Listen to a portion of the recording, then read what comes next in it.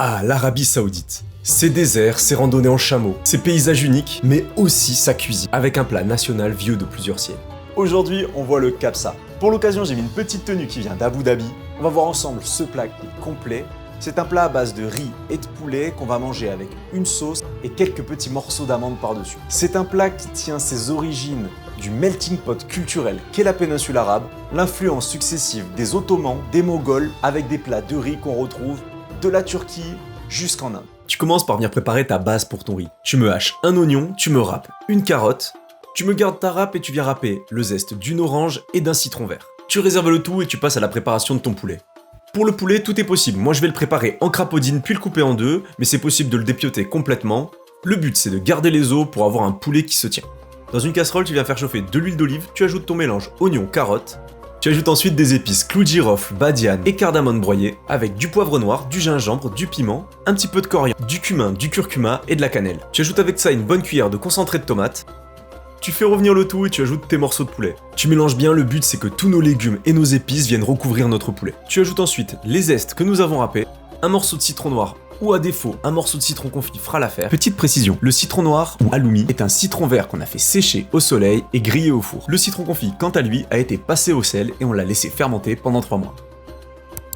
Pour ma part, c'est l'option que j'ai choisie parce que le citron noir coûte environ 600 € du kilo au Japon. Une bonne cuillère de sel et de bouillon de poulet, tu couvres d'eau et tu ajoutes 2 feuilles de laurier et tu laisses cuire pendant une trentaine de minutes. Pendant que le poulet cuit, tu viens faire tremper ton riz. Pour le riz, on veut du riz basmati ou du riz thaï à défaut. Après 30 minutes, tu viens récupérer tes morceaux de poulet, tu les positionnes sur un plat qui peut aller au four et tu récupères également un petit peu de bouillon. Tu ajoutes ensuite ton riz qui a trempé pendant 30 minutes à l'intérieur.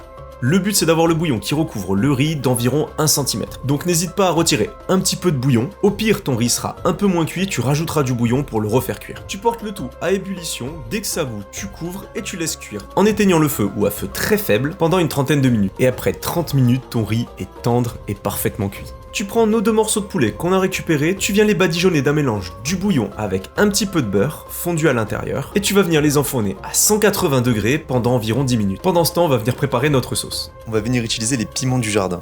Alors, c'est pas du tout les bons piments, on est sur des piments jalapeños, mais je préfère utiliser un piment qui vient de chez moi plutôt qu'un piment qui a fait un petit 2500 km par avion. Oh, il y a une odeur qui se dégage de ce truc, c'est incroyable. Tomates, menthe, piment, nos oranges, notre citron. Un peu d'ail et d'oignon. On finit par un peu de coriandre, celle-là c'est pas celle du jardin malheureusement, mon plant de coriandre est mort. Vous salez et poivrez à convenance et votre sauce est prête. Il ne nous reste plus qu'à dresser. Vous mettez votre riz qui est parfaitement cuit après 30 minutes, vous servez par-dessus des morceaux de poulet, vous finissez par des petits morceaux d'amande émondés, et c'est prêt. Bon, on va déguster tout ça.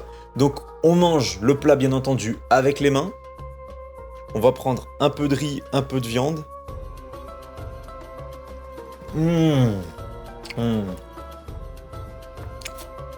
En fait, ce qui fait vraiment le lien entre le poulet, le riz, c'est la sauce. La sauce est vraiment fraîche avec la menthe, les herbes. J'aimerais bien faire goûter ça à quelqu'un, mais malheureusement, il n'y a personne à la maison pour goûter. N'hésitez pas à liker et à vous abonner pour plus de recettes. Je vous laisse avec un petit résumé de la vidéo.